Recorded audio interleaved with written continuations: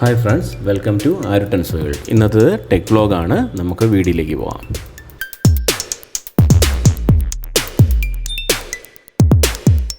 ഇന്നത്തെ വീഡിയോയിൽ ഞാൻ ഉൾപ്പെടുത്തിയിരിക്കുന്നത് SanDiskന്റെയും Seagateന്റെയും എക്സ്റ്റേണൽ ഹാർഡ് ഡിസ്കിന്റെ ഡീറ്റെയിൽ ആയിട്ടുള്ള അൺബോക്സിങ്ങും അതിന്റെ ഡാറ്റ ട്രാൻസ്ഫർ സ്പീഡ് ടെസ്റ്റുമാണ്.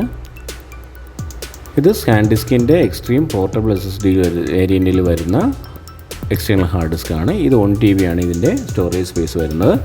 നമുക്കപ്പോൾ ബോക്സിൻ്റെ ഒരു ഔട്ടർ വ്യൂ നോക്കാം.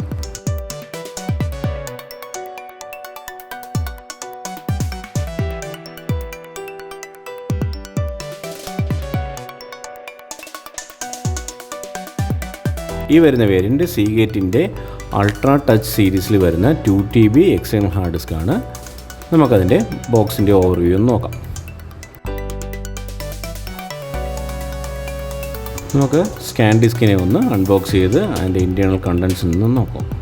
ഈ വീഡിയോ നിങ്ങൾക്ക് ഇഷ്ടപ്പെട്ടെങ്കിൽ ലൈക്ക് ചെയ്യണം, ഷെയർ ചെയ്യണം. നിങ്ങളുടെ വാല്യുബിൾ ആയിട്ടുള്ള കമൻറ്റ്സ് ഈ വീഡിയോയ്ക്ക് താഴെയുള്ള കമൻറ്റ് ബോക്സിൽ കമൻറ്റ് ചെയ്യുക. കൂടാതെ തന്നെ നിങ്ങളുടെ ഫ്രണ്ട്സിന് ഈ വീഡിയോ ഷെയർ ചെയ്ത് കൊടുക്കുക. തുടർന്നുള്ള വീഡിയോകൾ കാണുന്നതിന് ഈ ചാനൽ സബ്സ്ക്രൈബ് ചെയ്യുകയും തൊട്ടടുത്തുള്ള ബെല്ലൈക്കണും പ്രസ് ചെയ്യുക.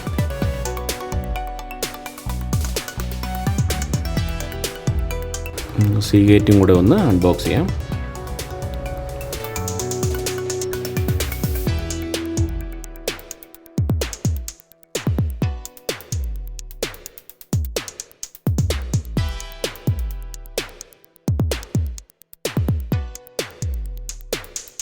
നമുക്ക് SanDisk ഒന്ന് നോക്കാം. വളരെ സ്ലീക്കായിട്ടുള്ളൊരു പോർട്ടബിൾ SSD തന്നെയാണിത്.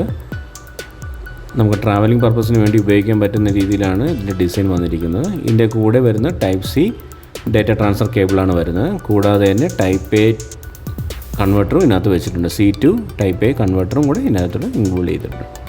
അപ്പോൾ നമുക്ക് ഓൾഡ് ലാപ്ടോപ്സിലും ഡെസ്ക്ടോപ്പിലും ഇത് കണക്ട് ചെയ്യാൻ വേണ്ടിയാണ് ഈ കൺവെർട്ടർ യൂസ് ചെയ്യുന്നത്.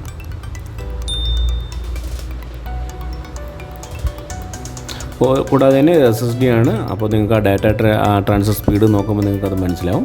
ഇനി അടുത്ത് നമുക്ക് സീഗേറ്റിലേക്ക് പോകാം. സീഗേറ്റ് ഈ പറഞ്ഞതുപോലെ ഒരു നോർമൽ എക്സ്റ്റേണൽ ഹാർഡ് ഡിസ്ക് ആണ്.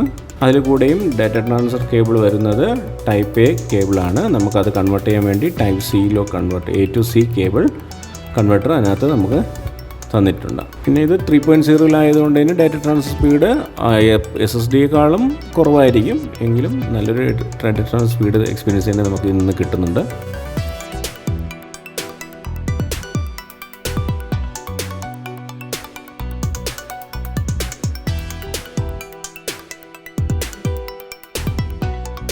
സീഗേറ്റിൻ്റെ ഒരു എന്താ പറയുക ഡിസൈൻ എന്ന് പറയുന്നത് ഫ്രണ്ട് പാനലൊരു ഡെനിം ഫിനിഷാണ് കൊടുത്തിരിക്കുന്നത്. അതുകൊണ്ട് തന്നെ ലുക്ക് വൈസ് ഒരു വളരെ ബ്യൂട്ടിഫുൾ ആയിട്ടുള്ള ലുക്ക് വൈസ് തന്നെയാണ് നമുക്ക് അതിനകത്ത് കിട്ടുന്നത്.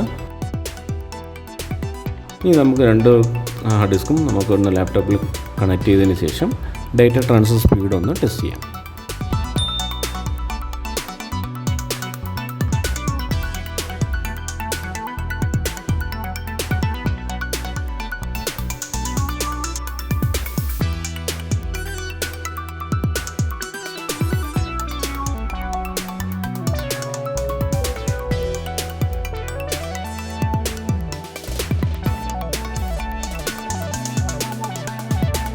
സ്പീഡ് ടെസ്റ്റിനായിട്ട് ഞാൻ 2 ഹാർഡ് ഡിസ്ക് ഇതിനകത്ത് കണക്ട് ചെയ്തിട്ടുണ്ട്.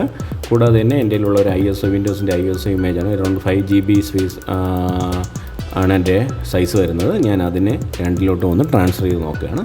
അറ്റ് എ ടൈം ഞാൻ 2 ട്രാൻസ്ഫർ ചെയ്യുന്നു. ഫസ്റ്റ് SanDiskലോട്ട് കോപ്പി ചെയ്യുന്നുണ്ട്, സീഗേറ്റിലോട്ട് കോപ്പി ചെയ്യുന്നുണ്ട്. അപ്പോൾ തന്നെ നിങ്ങൾക്ക് അതിൻ്റെ ഡാറ്റ ട്രാൻസ്ഫർ സ്പീഡ് വ്യത്യാസം നിങ്ങൾക്ക് മനസ്സിലാവും.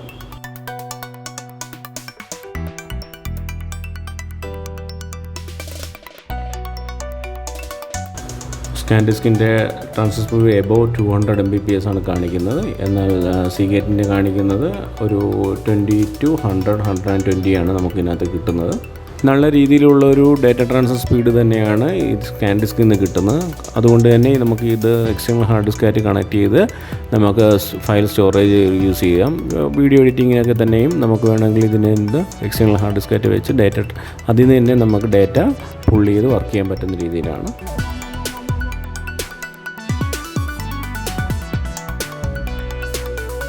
Thanks for watching this video. See you on next video.